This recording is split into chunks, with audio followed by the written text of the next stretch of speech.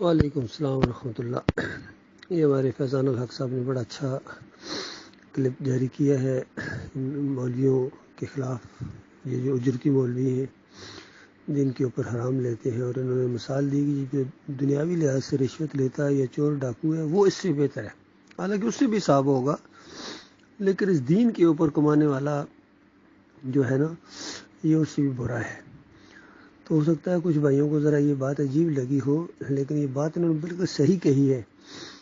تو یہ قرآن و حدیث کی بالکل مطابق بات ہے، اور حسن بصری رحمۃ اللہ علیہ کا فتویٰ بھی بالکل اسی طرح کا ہے۔ یہ مشکات جلد دوم کے اندر موجود ہے۔ حسن بصری نے فرمایا کہ وہ پہلوان رسیوں پر چل کر جو کرتب دکھاتا ہے، جو رسیوں کے اوپر ہوتا ہے، ان علماء سے زیادہ بہتر ہے جو مال و دولت کی طرف جھک پڑتے ہیں، کیونکہ وہ پہلوان دنیا کو دنیا کے ذریعے کماتا ہے، اور یہ لوگ یعنی علماء جو ہیں دنیا کو دین کے ذریعے کماتے ہیں۔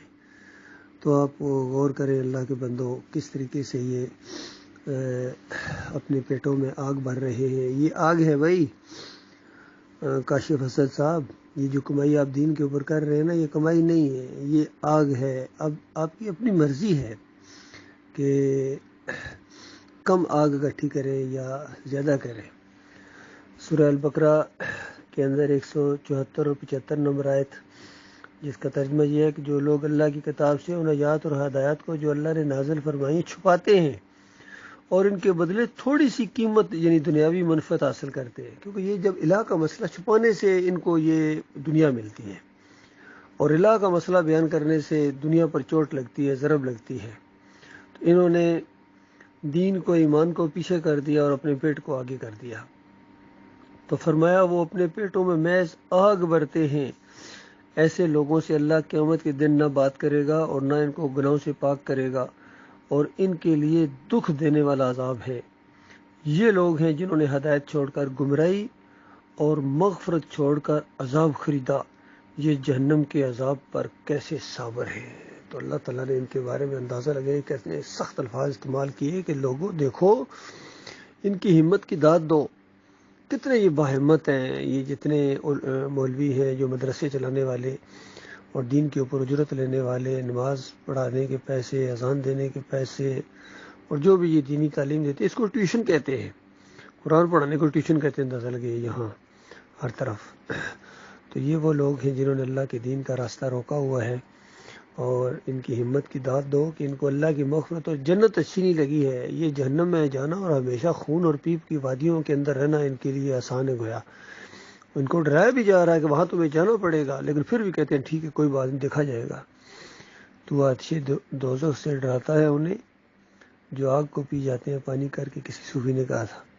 تو یہ ڈٹے ہوئے ہیں وہاں سارے اپنے اکابرین کے ساتھ، ان کے بڑے جتنے گزرے ہیں، جہاں احمد بن حنبل کے اندر عقیدے کی خرابی آئی ہے، یعنی اودیرو فی القبر کا عقیدہ، وہاں اجرت کا بھی وہ قائل تھا، تعویذ گنڈے کا بھی وہ قائل تھا۔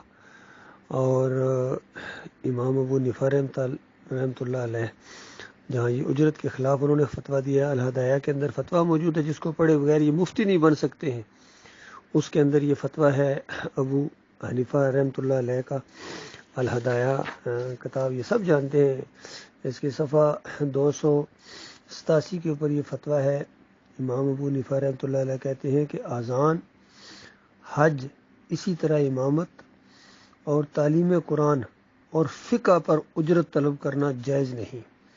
در حقیقت ہر وہ عبادت جو مسلمان کے لیے مخصوص ہے، اس پر اجرت لینا ہمارے نزدیک جائز نہیں۔ تو اندازہ لگے یہ حنفی بھی کہلاتے ہیں اپنے آپ کو، اور ابو حنیفہ رحمۃ اللہ علیہ کی بات نہیں مانتے ہیں، حالانکہ ابو حنیفہ رحمۃ اللہ علیہ کے 4 فتوے اگر نافذ کر دیے جائیں تو سارے شرک اور کفر کا جنازہ اٹھ جائے، کیونکہ وہ امام الموحدین گزرے ہیں۔ ان کا ایک یہ فتویٰ اجرت کے اوپر نافذ کر دیا جائے تو سارے مولویوں کا پیٹ پھٹ جائے گا، اور ان کا دوسرا فتویٰ جس میں وہ کہتے ہیں کہ مردہ نہ سنتا ہے، نہ دیکھتا ہے، نہ پہچانتا ہے۔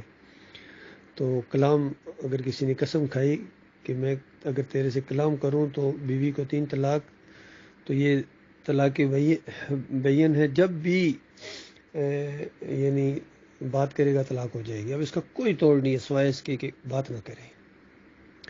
اب اس نے اس دوست کے مرنے کے اوپر جا کے غم سے بھرا ہوا آیا اور کہتا ہے کہ میرے بھائی بڑی دوستی تھی، لیکن ایک دن شیطان کا ایسا وار ہوا کہ میں نے یہ قسم کھا بیٹھی، کیا کروں، اب اس کا کوئی توڑ نہیں تھا، پوری زندگی میں تیرے سے بات نہیں کر سکا ہوں.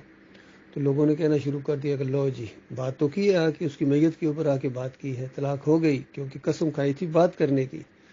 ابو حنیفہ رحمۃ اللہ علیہ کا نہیں ہوئی طلاق، کیونکہ اس نے جو قسم کھائی تھی وہ بات کرنے کی، کلام کرنے کی قسم کھائی تھی. اور کلام اس سے کیا جاتا ہے جو سنتا ہو، دیکھتا ہو، پہچانتا ہو، جواب دیتا ہو، اس سے بات کی جاتی ہے.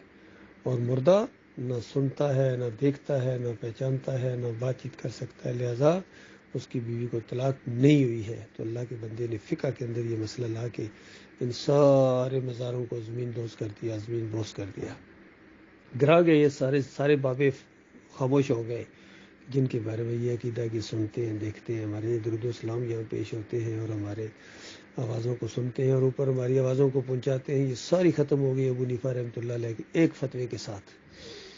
پھر ایک اور جو شرک ہر طرف پھیلا ہوا واسطے وسیلے کا کہ فلاں کے صدقے، فلاں کے وسیلے سے اپنے حبیب کے صدقے. یہ ابو حنیفہ رحمۃ اللہ علیہ کا فتویٰ ہے کہ دیکھو اگر کوئی اس طرح دعا مانگتا ہے کہ اے اللہ بیت اللہ کے صدقے، فلاں تیری مخلوق کے صدقے، خانہ کعبہ کے صدقے، تو اس پر آگ کا عذاب ہوگا کیونکہ مخلوق کا خالق پر کوئی حق نہیں ہے. اس طرح یہ تیسرا فتویٰ اس اللہ کے بندے کا یہ جو ہے یہ اس انداز سے 3 فتوے اگر نافذ کر دیے جائیں تو سارے شرک اور کفر کا جنازہ اٹھ جائے. اللہ تعالیٰ غور و فکر کرنے کی توفیق عطا فرمائے.